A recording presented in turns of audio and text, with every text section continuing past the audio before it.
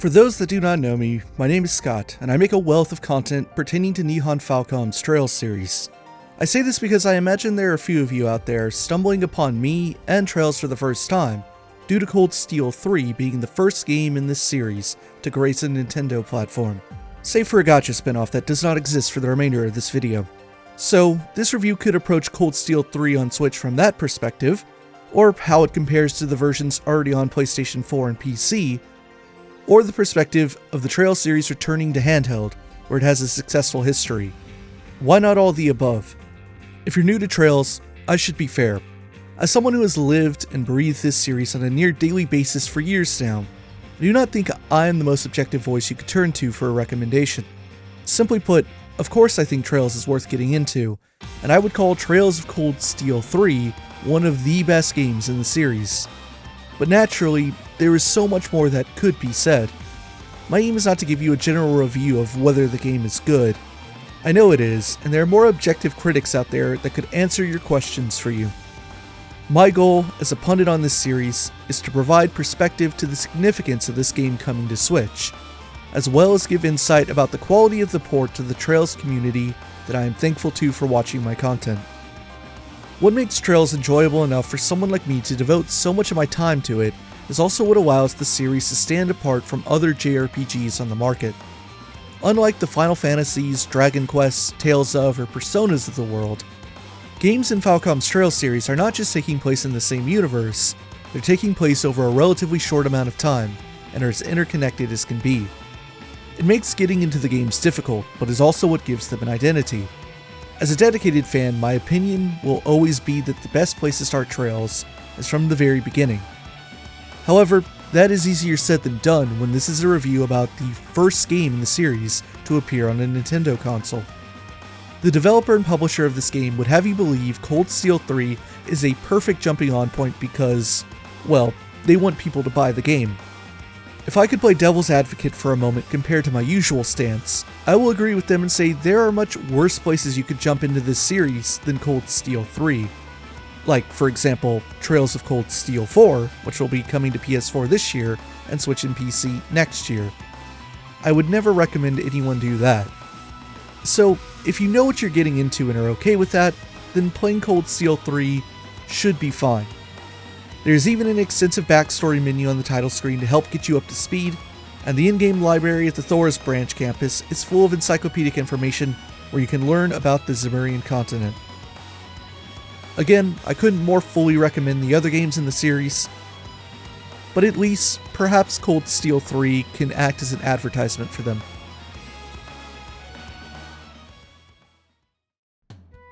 Now, for both newcomers and series fans, the question becomes, is this a good port? My answer is, mostly. From the several hours I have played of it, Trails of Cold Steel 3 on Switch is a solid Switch port that met my expectations for what it should be.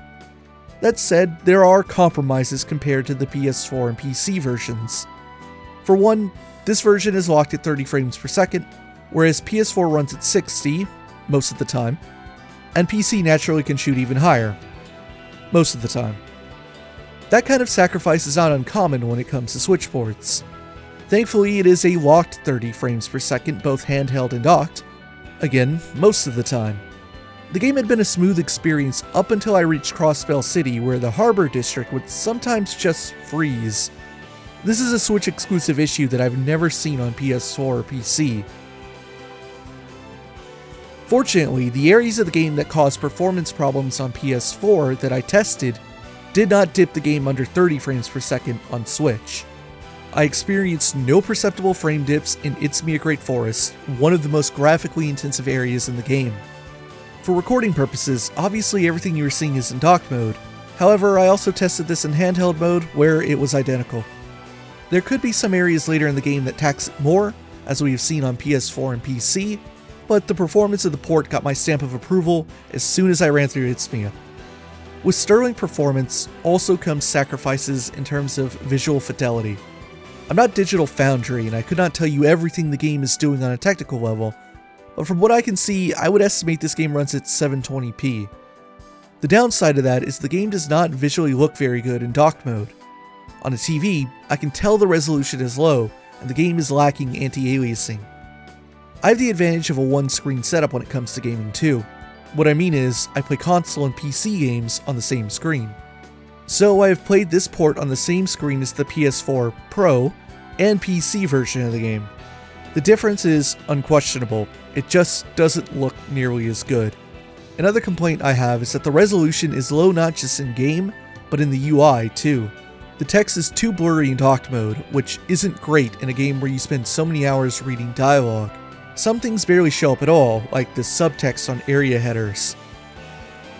With that said, those visual sacrifices become a moot point in handheld mode, where the game looks fine on the Switch's native 720p screen.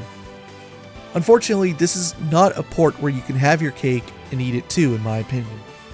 If you've never played Cold Steel 3, want to, and are thinking you're going to play this game mostly on a TV or monitor, I would recommend the PS4 or PC versions if you can play them. On the other hand, if you see yourself mainly playing in handheld mode, that's completely valid. I would say this port is a much better experience than Trails of Cold Steel 1 and 2 were on PlayStation Vita. The frame rate is good, load times are respectable, especially coming in and out of battles where the system change Falcom did between Cold Steel 2 and 3 allows for loading into battle to be instantaneous even on Switch. You still get high speed mode, which is a godsend, especially when the game is already running at 30 frames per second, and the Switch port features the save menu from the PC version of the game. That might not sound like much, but as someone who maxed out the number of allowable save files on the PS4 version and absolutely detests the PS4 save UI, I cannot begin to tell you how much better saving and loading the game on Switch is because it's the same as PC. It's faster, it's more organized, it doesn't make me want to pull my hair out. All in all, I think some aspects of this port missed the mark simply because the game wasn't designed with handheld in mind. So some things like the UI just don't leap well into lower resolutions. On the other hand, I'd say this version met my expectations of what I wanted from the beginning. A well-optimized port that doesn't have widespread performance issues and can be enjoyably played while in handheld mode.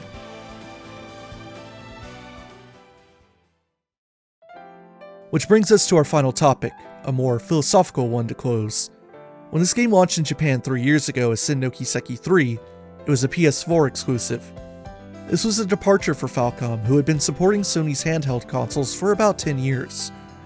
The Vita was on its last legs, and rather than bring Cold Steel 3 to home and handheld consoles as they had done with the first two Cold Steel titles, Falcom put all their eggs in the PS4's basket, and the result was a better game feature-wise, from top to bottom, that didn't sell as well. The game coming to Switch, both here in the West and in Japan, continues the series' legacy on handheld. With the release of Trails of Cold Steel 4 on Switch next year, the entire first 3 arcs of the series will be playable on the go. Personally, my favorite platform for the series is and will remain PC, but not everyone holds that sentiment. There will always be an audience that is chasing the handheld experience, and I think it's important that it be available to them at a high quality. Trails of Cold Steel 3 on Switch isn't a perfect experience, but then again, neither were the first 2 games on the Vita. Compared to the handheld legacy before it, Cold Steel 3 on Switch is fine, a step up even, considering that it has high speed mode. So if you're used to playing Trails on the go, or a newcomer that just likes to play games on the Switch, I think this port will offer a very familiar experience to you. It's much like the Trails handheld titles that came before it. It's much like other Switch ports of this variety, and that's okay. That's what you should expect, and in my opinion, it's what NIS and Falcom have delivered. Thank you all for watching, and a special thanks to our patrons. Those of you who keep up with me recently learned just how busy this year has been for myself with the projects I'm juggling outside of YouTube. So if you've joined and contributed a little to keeping the lights on in here, I really appreciate it, and I hope to bring you more things to look forward to later this year.